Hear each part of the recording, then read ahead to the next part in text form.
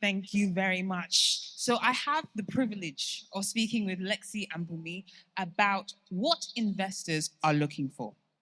Obviously, there are many founders, builders in the room who know they need capital. And so we're really looking forward to getting your insights on what needs to happen next. So while we've had your backgrounds, it would be wonderful for you, one by one, to tell us a little bit more about yourselves and why you began investing. So I actually started investing when I was 10 years old, with a little bit of bribery from my parents. But that kickstarted, I would say, a love for watching capital compound, and gradually went from investment banking to publicly traded stocks at a hedge fund in the US to private equity in Africa and then venture capital. So the next thing I have to do in my future trajectory is angel investing, started by actually running a company. So hopefully that'll happen someday. Oh, yes, there is certainly time. What about you, Bumi? Yeah, thank you very much for that. Um, just why am I an investor? I always tell people that I'm actually not an investor. I'm like everybody here. I'm a builder. So a lot of my experience, a lot of my background has actually been as an entrepreneur, writing code, as an entrepreneur, building companies. But something was missing in that journey for me. And what was missing was I felt that, as an entrepreneur building companies, my interactions with my investors was one that I felt could be better, right? Could be better. And what do I mean by that? There are different types of investors. There's some investors that are just what they bring to the table is capital. There's some investors that what they bring to the table is helping you with governance, right? Or with networks or business development. I feel like there should always be an investor in the room, whose perspective is really as an ex-operator, right? Now you need diversity at the desk, when you're raising capital. And I feel like there should be a lot more operator turn investors at the table, and that will add a lot more value to operators. And so after building 15 companies myself, I felt perhaps I could also, play a role in that respect. That's fantastic to understand because then we have a mix of backgrounds sharing on the stage as well. So let's jump into the first question. Essentially, when we're asking around what investors are looking at, we're also seeing that globally right now, there's been a downturn in funding deployed across the continent. We're seeing that there was a 33% decrease in funding, particularly in Africa. And so, for those who are building for the first time in the room, how can they buck the trend? What is the best way for them to get in front of you as investors? You go first. Yeah, no, obviously, I think the idea of the VC winter, as they call it, is obvious. It's global. It's not just in Nigeria. It's not just in Africa. And I think the idea as a builder, you're now asking yourself, how do you raise capital, right? And I think there's a saying that it's actually when there's a crisis that there are opportunities, right? If you read the story of the world wars, right? In actually those World War One, World War Two, was actually when some of the biggest innovation and companies and entrepreneurs were built, right? So the question that becomes like, how do we look at that disaster of the VC, winter, and how do we turn that into an opportunity? And for me, I would just say there are three recommendations. One, this is the time to build. This is essentially the time to just build your prototype, build your pilots, build, right? Build those systems. Maybe, like Sim was talking about earlier, where he just wrote on a napkin and he asked for $1 million and somebody gave him $3.5 million. These are not those times. Trust me, right? So, and he didn't have a pilot. He didn't have a prototype. He didn't have test customers. So I think build that prototype, build it, because any downturn, right? The world is a cycle, it's going to come back up. The question is, when it's up, are you ready? That's number one. Number two, I think all this AI hype that we have right now, right? It's not just a hype, it's actually also quite real. What that means is that the software that you are building 3 years ago, right, that took 10 people to build and took 1 year, most likely using an AI co-pilot, Claude, ChatGPT, whatever, you can probably build it now with 2 people and in 2 months, right? So leverage AI to build faster, build cheaper. That's my second, recommendation. Third is the way investment works. It's not just I show up, I meet somebody, I pitch them, and they give me money next week. That's for TV. That's for Shark Tank, on TV. I think in reality, and probably Lexi will probably buttress this. In reality, it's a relationship, right? It's like having a girlfriend and a boyfriend. An investor and entrepreneur relationship is just like that. It means we have to meet, we have to get to know each other, our values have to align, we have to try and have a small relationship on something on a small level, and then it evolves into an actual investment. So begin building, begin networking now, and begin building those relationships. Those will be my 3 recommendations. Yeah, so the funding winter is only in the first season. So we have a long time to go. What I would say first is a lot of you who have worked at tech companies, I'm sure, find something that one of those companies would pay for and build that as your first product. So get out there with a test product. Maybe it'll evolve. Maybe you'll have a platform that has multiple products. But for example, we have been looking for a company that has great algorithms for fraud transaction monitoring. And frankly, there's nobody doing that in Nigeria. There's people that are taking off the shelf products, using that and repackaging it, but there's nobody that's really utilizing their own systems to do that. So, that's a product that people want to pay for, and that's a product that I ultimately want to invest in. So find that space and work at it. Right now, you're probably going to find that your first investors are going to be potentially other successful tech founders, or maybe the CEOs running local businesses. So also build something that they might relate to for their businesses. And accelerators are certainly still looking at Nigeria and wanting to bring companies into their portfolio, whether it's Techstars, 500 Startups, YC.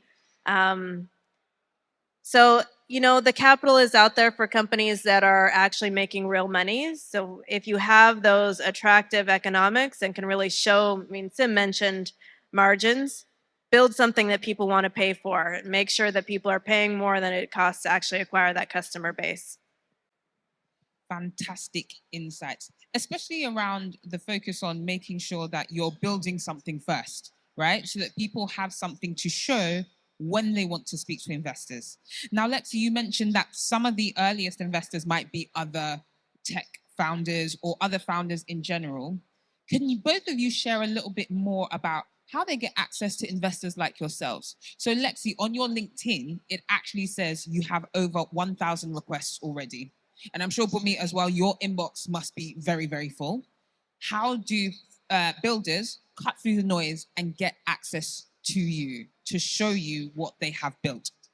Well, look, I'll make it easy. My email is Lexi, my first name, at norskin22.com. We love to see pitch decks. Look, to preface it, we typically invest in the growth stages, so from Series A and onwards.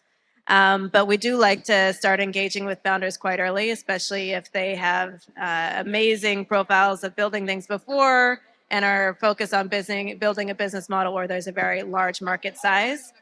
So yes, we're absolutely accessible.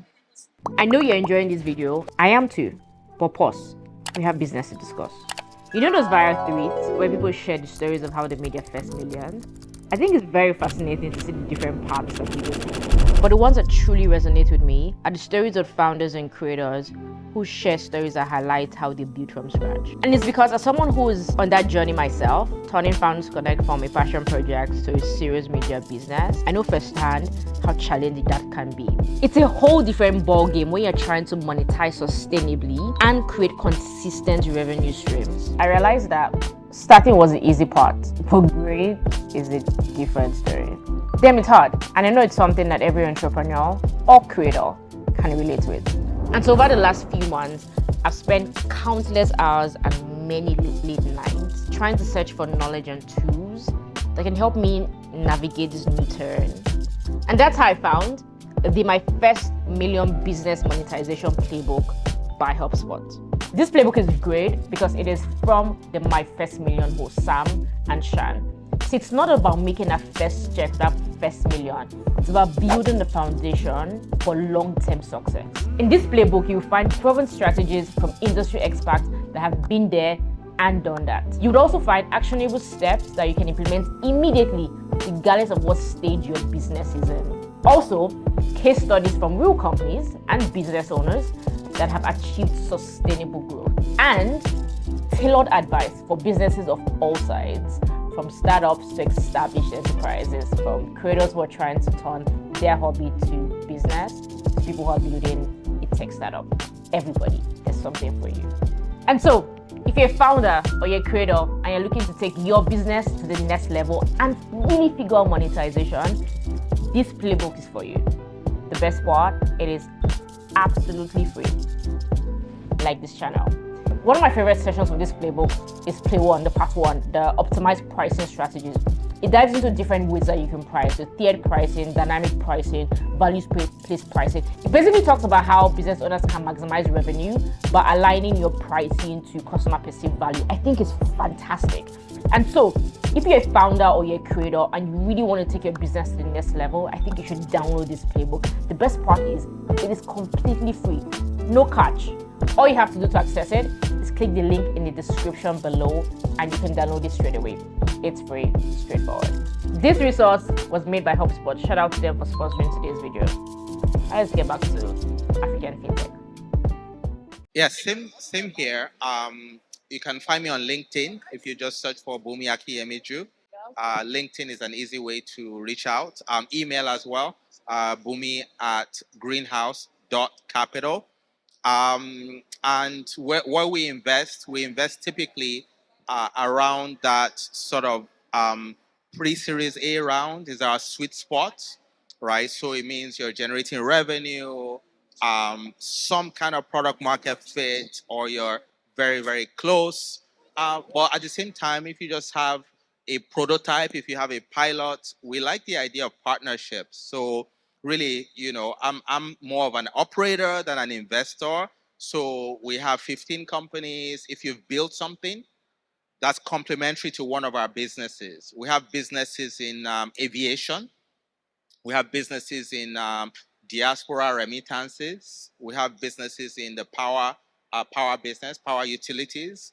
We have businesses in lending, B2B lending. So in our areas of portfolio, if you're still not at the stage where you could absorb a significant amount of capital, then let's start with a partnership, right? And build a relationship. Like I said, investments is like dating, you start and you build a relationship and then it grows into many more things. Thank you. Thank you so much. So it sounds like if we take the dating analogy, there is a need to show your best qualities up front and make sure that you're putting your best foot forward.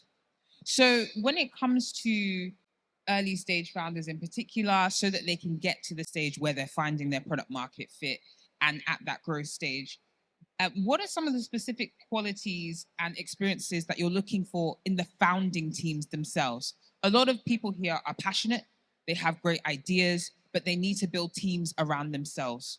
What are the qualities that you look for in a strong founding team? Yeah, qualities in a team. It's a very good question.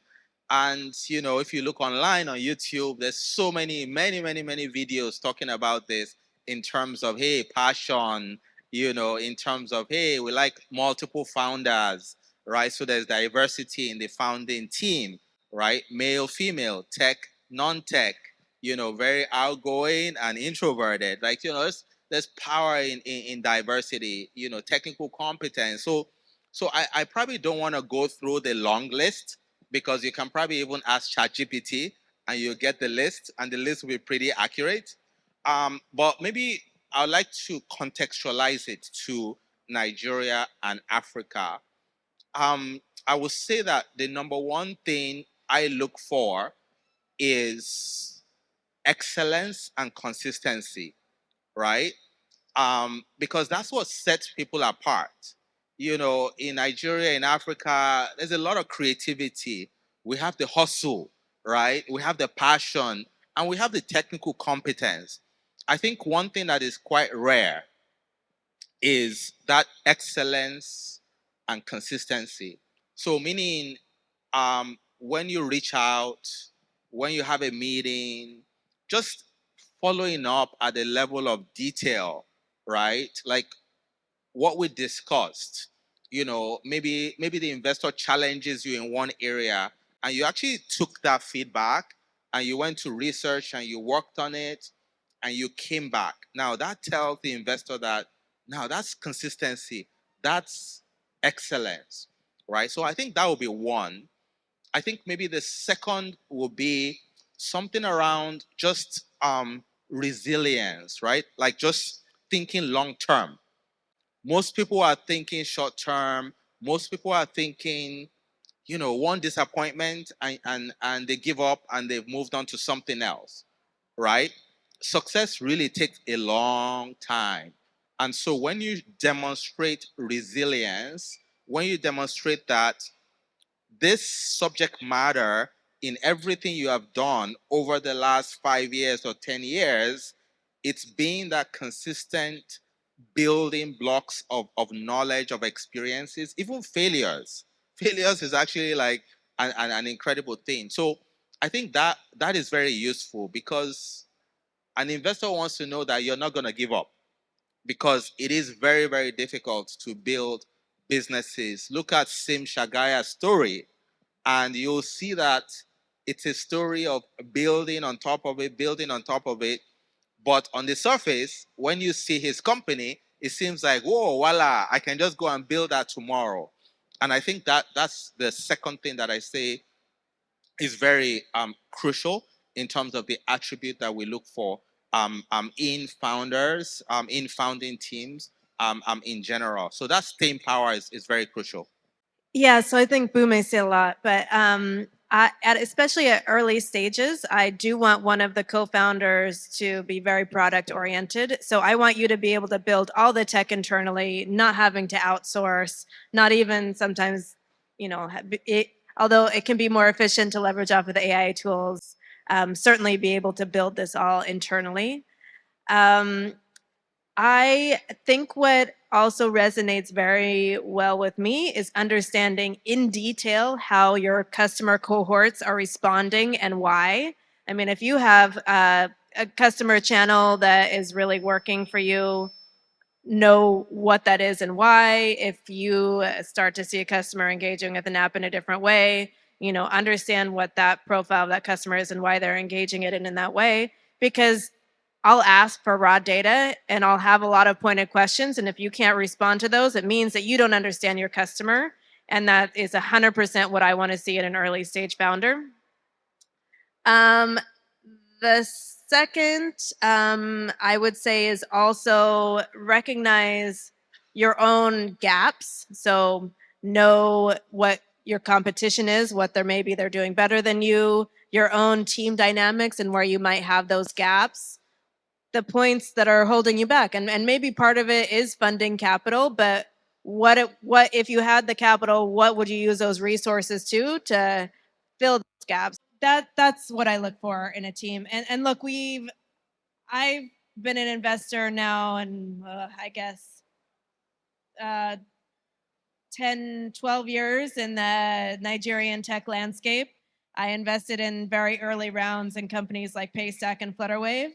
And when I'm looking back at kind of the success stories and I'm pattern matching, I hate to say it, but all of those founders also had a little bit of arrogance. They thought that they were the ones that could unlock this massive problem, even when people were saying that nobody's going to change. Interswitch has already done the payment landscape. There's no room for anybody else. And look where we are today. I mean, that problem still isn't fixed. And there still will be more founders that are even solving that problem and doing probably even better. Wonderful.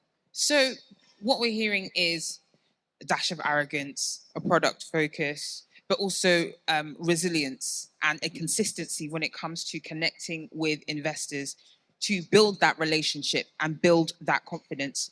I have one final question before we open up to only 2 questions from the audience. So start thinking about what would be great to ask in terms of getting in front of our panel here. And the final question actually goes back to a little bit about what you mentioned, Bunmi, in terms of the unique specifics to the Nigerian market. And so the final question really is around Nigeria has its own unique issues. Every country does. What are some of the points that you're looking for founders to be articulating around when it comes to pitching to you for investment? What are the specifics you want to see them taking into account in regard to this market in particular? Yeah, in terms of this market, I would say that one of the key things I want to see in a pitch, in a conversation about your product, is your customer acquisition plan. Customer acquisition is not easy. It's not easy. Personally, I mean, I have a bias, I'll confess. I don't invest in consumer businesses. I never have. And most of the pitches I got, 10 years ago, 12 years ago, from founders, and they'll come, hey, I want to build a gift card solution and sell it to consumers. I'll say no. And usually the consumer businesses usually didn't work. I think most of the ones that were pitched to me just really never worked. Again, I'm generalizing now. It doesn't mean the rule, and it doesn't mean that I'm right. It just means that that's my own experience. So I love B2B businesses because with B2B, I can be convinced of your customer acquisition strategy. The second one is really in terms of your business model. How would you make money? What's the unit economics, right? And how is it, Lexi said it earlier, how are you going to build a business where your cost of production compared to your revenue, it's clear that the business model works, right? I'm a big fan of building sustainable businesses, right? So all of the businesses that I've built, they're always B2B. And my target is always, hey, how can I build this product that can become profitable within 18 months, right? And that way, if I want, I can take VC money. If I want, I can just keep it as a lifestyle business. And that's okay too. It's not every business that's supposed to be high growth, unicorn, et cetera, et cetera. So those are the 2 things I will think about. Customer acquisition strategy, I prefer B2B, and unit economics. Those are very good ones. But they're not necessarily specific for Nigeria. So maybe I'll try to fill in a couple of gaps there. So one is this market has a lot of problems and it doesn't have great infrastructure. So if you're trying to build a product, you might be tempted to build everything that you need for that product to work well from the back end. And some companies have done this. Like, let's take Trade Depot, for example. Trade Depot delivers FMCG products mostly to market participants, but they've taken the view that because the whole back end doesn't exist, the logistics, the warehousing, they've built that up internally to make sure that their product serves their customer base. But other companies have taken a different approach and said, we maybe will not be, the fastest delivery time, but we want to be asset light, and we want to be able to just be a software layer that doesn't have all of that infrastructure behind us. So for me, when you're thinking about your product, be able to, as much as possible, leverage off of partners to build that infrastructure behind you so it operates efficiently, so you don't end up building every single thing along the journey, because that will erode your resources and make it so you don't build your product as well as it needs to be. This is especially the case of fintech, I think. Look, compliance is important across the world, but in this environment, when our regulators are learning as they go, I think it's especially important. So even at the earlier days, think about how you're looking and building your own compliance functions so that your platform can scale up and it's easy to really meet those needs of your government in Nigeria, but also as you continue to expand across borders. Because we've seen that slow down companies a lot and even lead to a lot of failures. Thank you so much. So these are many things for people in the room to contemplate. We now have time for one question. So it needs to be golden. I need this question to be shaking people's tables. I'm going to let Toba decide. So yes, please, very quickly, your name, what you do, and what your question is. All right, thank you very much. Okay, hello everyone. My name is ID. So I'm a content marketer. So my question is, what's your advice for someone looking to get into angel in VC investing? Right. So I have money and I want to invest, and it sounds like there's a lot going on. Do I have to be an investment banker, or do I have to be like Bunmi and build my business first and learn before I then start do VC investing? What's your advice? So there's lots of different segments of venture capital. I mean, if you want to work in maybe the more growth stages like me, yeah, I mean, like, number one thing we look for is strong modeling skills before anything else. But maybe if you're looking at more early stage investing, it might be your network, your ability to deal source, your ability to provide value to those companies. Getting your foot in the door, I mean, I might take it a little bit from how I started with venture. So I'd previously worked only in finance, but I developed a relationship with another investor, and I, was active in the market just as an angel investor myself, and I pushed deals. I gave my analysis on why I thought this company was something special, and eventually that investor turned into my investor backing me with my venture capital firm. So a similar sort of strategy could work if you're looking to get into this space. Have a contact for somebody, source deals, say why you like a deal and where you think, the return potential could be. That could get your foot in the door. I really don't have much more to add. I think the key is just to do, is just to start, is just to do it in as little a way as possible. I think once you start, you will just, the world has a way of just connecting you to other people, the next person that's going to back you, the next person that's going to say, hey, come, come and work for me, or come and do investment with me. So I think it's just to start, and build your network. The more people you meet, the more I think you'll just find that the opportunity comes. Yeah. So we did this last year. We're going to do it every other year. We do a program in partnership with Dream VC where we bring a cohort of women who are looking to come into the venture capital space to train them to become venture capital investors. And we actually ended up hiring somebody out of that cohort. So I think we had over 30 applicants. We brought 11 through the program. We brought 3 through a dedicated case study with our team, and then we hired one of them. So maybe next year you can come through that program. Very exciting. And that's, I would also just add that also we heard from Joe earlier as well. There are spaces where people are coming together to invest in syndicates as well. And there you get access to deals, so you can then also be learning from other people who are also putting together deals. So with that said, unfortunately, we are at time. So I want to give our investors a really big clap of hands and thank them for their time. Thank you so much, Bunmi. Thank you so much, Lexi. Thank you, Precious.